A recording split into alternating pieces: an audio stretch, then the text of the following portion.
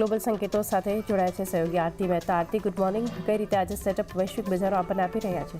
Good morning ચાંદની. અને વૈશ્વિક સંકેતોની વાત કરીએ તો થોડા ઘણા મિશ્ર સંકેતો આપણને મળતા દેખાયા છે. સોમવારની વાત કરી લઈએ તો અમેરિકાના બજારોમાં એક મિશ્ર કારોબાર જોવા મળ્યો, જ્યાં ડાઉમાં એક થોડી ઘણી પોઝિટિવિટી રહેતી દેખાય, પણ એસએનપી અને નાસ્ડેકમાં 0.5% વધારેનું દબાણ જે છે તે આપણને જોવા મળ્યું છે.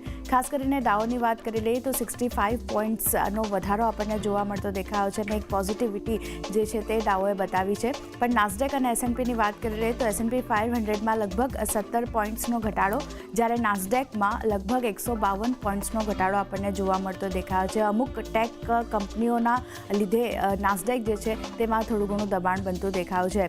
યુએસ માર્કેટની નજર ખાસ કરીને હવે એનવીડિયાના પરિણામ આવવાના છે તેના ઉપર છે, અને ખાસ કરીને ટીસીઈ મોંઘવારીના જે ડેટા આવવાના છે તેના ઉપર બનતી દેખાઈ રહી છે.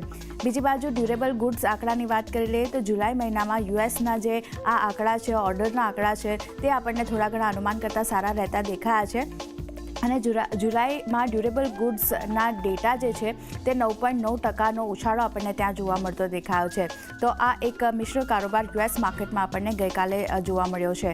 બીજી બાજુ ક્રૂડ તરફથી પણ આપણા માર્કેટ માટે ચિંતાનું કારણ બનતું દેખાયું છે, કારણ કે ઉછાળો આપણને જોવા મળતો દેખાયો છે. ઇઝરાયલ હિઝબુલ્લાહ સંકટ જે વધી રહ્યું છે એને કારણે કિંમતો જે છે તે આપણને વધતી દેખાઈ રહી છે. અને લિબિયામાં પણ ખાસ કરીને પ્રોડક્શન અટકવાની આશંકા બનતી દેખાઈ રહી છે. એને કારણે ક્રૂડની કિંમતોમાં એક વધારો જોવા મળતો દેખાયો છે. 3%થી વધારે ગઈકાલે ક્રૂડ ઉછળ્યું છે, અને બ્રેન્ટ $81 આસપાસ હવે આપણને પહોંચતું દેખાયો છે, ને $81 પાર ખાસ કરીને બ્રેન્ટમાં આપણને કારોબાર થતો દેખાયો છે.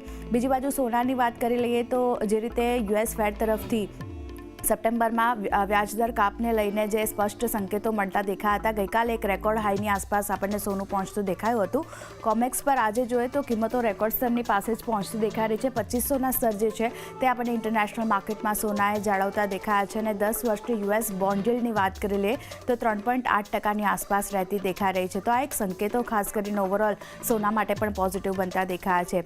એશિયન માર્કેટની વાત કરી લઈએ તો શરૂઆતી કારોબારમાં થોડું ઘણું દબાણ આપણને જોવા મળતું દેખાયું હતું એશિયન માર્કેટમાં. તો અત્યારે પણ એક ફ્લેટ કામકાજ જે છે તે આપણને એશિયન માર્કેટ તરફથી બનતા દેખાયા છે. પણ ગિફ્ટ નિફ્ટી શરૂઆતી કારોબારમાં જો નેગેટિવિટી હતી, અત્યારે 23 પોઈન્ટની વેચવાલી આપણને ઇન્ડિકેશન આપી રહ્યું છે.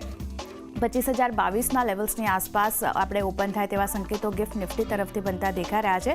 તો ખાસ કરીને લેવલ્સ જે 25,000નું છે તે હજી પણ આજે પણ કન્ટિન્યુ થાય તેવા સંકેતો અત્યારે ગિફ્ટ નિફ્ટી તરફથી મળતા દેખાઈ રહ્યા છે. પણ જે રીતે ગ્લોબલ સંકેતો મિશ્ર છે, આપણા માર્કેટ પર ખાસ ફોકસ રહેશે. થોડું ઘણું ગેપ ડાઉન ઓપન જે છે તે આપણને થતું જોવા મળી શકે છે.